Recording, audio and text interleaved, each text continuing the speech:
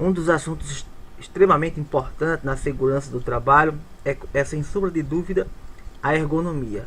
É um assunto extremamente importante, seja para a prática profissional, seja para provas de concurso, pois é um assunto que despenca nas provas. Portanto, será esse o objetivo da aula de hoje.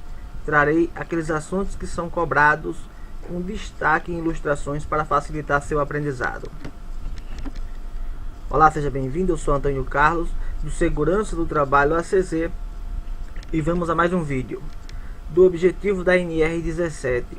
Esta norma visa estabelecer parâmetros que permitam a adaptação das condições de trabalho às características psicofisiológicas dos trabalhadores.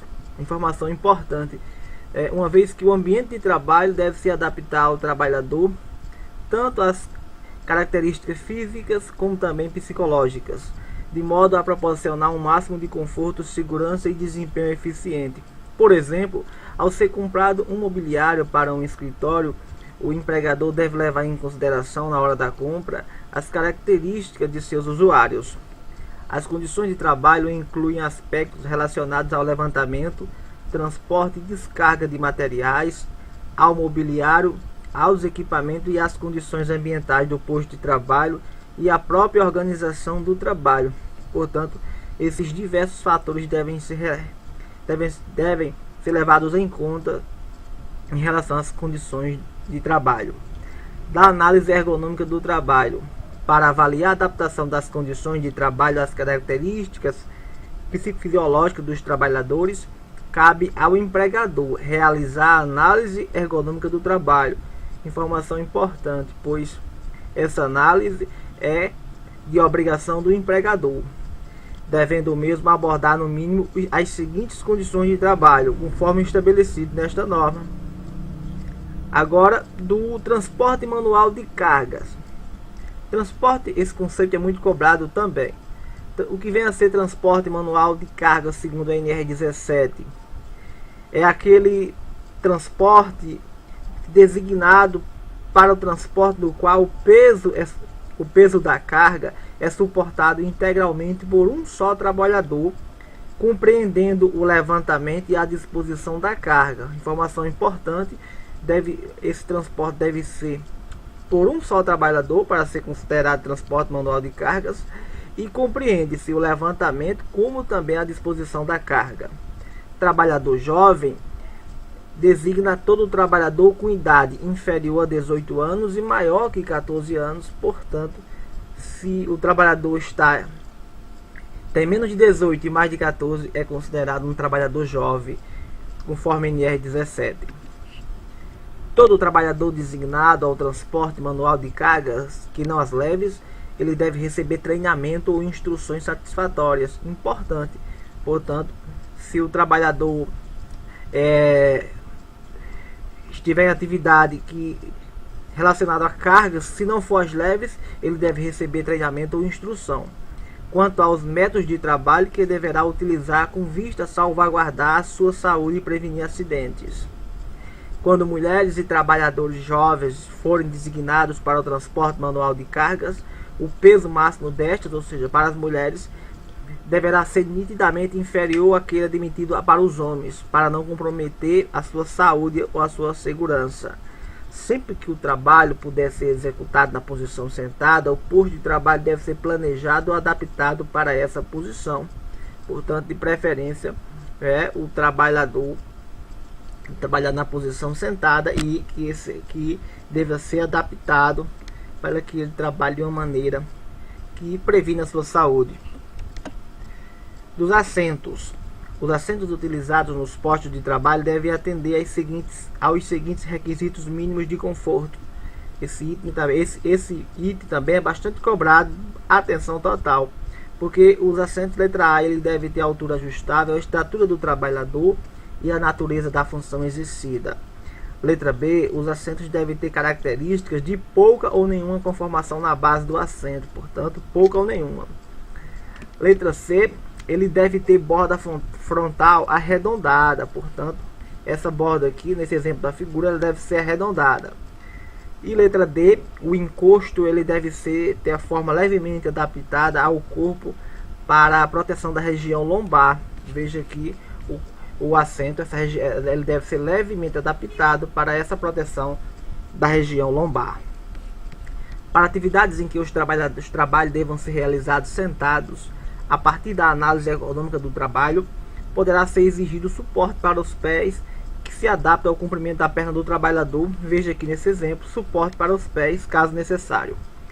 Para as atividades em que os trabalhos devam ser realizados em pé, deve ser colocado assento para descanso em locais em que possam ser utilizados por todos os trabalhadores durante as pausas. Portanto, se aquele trabalho é realizado em pé, deve ser colocado bancos para que os trabalhadores possam descansar nas devidas pausas. Os equipamentos utilizados no processamento eletrônico de dados com terminais de vídeo devem observar o seguinte: isso também é muito cobrado. Letra A. Condições de mobilidade suficiente para permitir o ajuste da tela do equipamento à iluminação do ambiente, protegendo-a contra reflexo e proporcionar corretos ângulos de visibilidade ao trabalhador. Letra B. O teclado deve ser independente e ter mobilidade, permitindo ao trabalhador ajustá-lo de acordo com as tarefas a serem executadas. Letra C. A tela, o teclado, o suporte para documentos devem ser colocados de maneira que as distâncias olho-tela, olho-teclado e olho-documento sejam aproximadamente iguais. Veja que não é obrigado a ser iguais, então aproximadamente. Isso é uma pegadinha de prova. Letra D. Serem posicionados em superfície com altura ajustável. Perceba que é necessário que essa altura possa ser ajustada de maneira que cada trabalhador necessitará de condições específicas.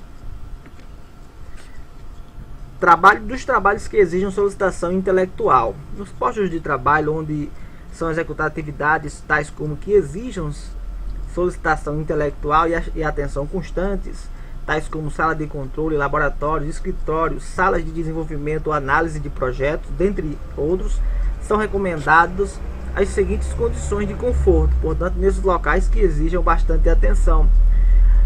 Letra A. O nível de ruído deve ser de acordo com o estabelecido na NBR 10152, norma brasileira registrada no Inimetro.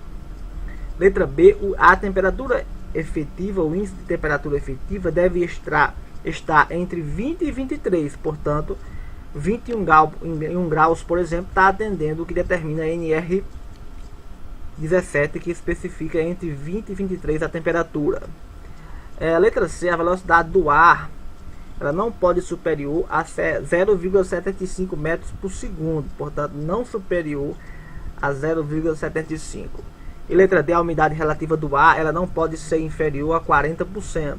Grave muito bem esses números.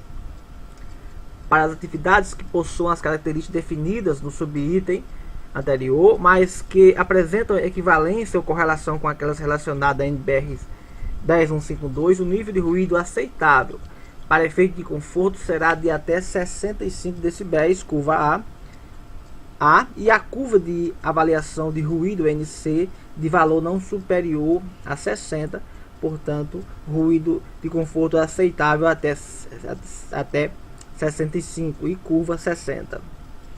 Da organização do trabalho. A organização do trabalho, para efeito desta norma, deve levar em consideração, no mínimo, quais aqueles aspectos que devem ser levados em consideração em relação à organização do trabalho. Letra A. As normas de produção devem ser observadas. Letra B. O modo operatório. Letra D. A exigência de tempo. Letra D. A determinação do conteúdo de tempo. Letra D. O ritmo de trabalho.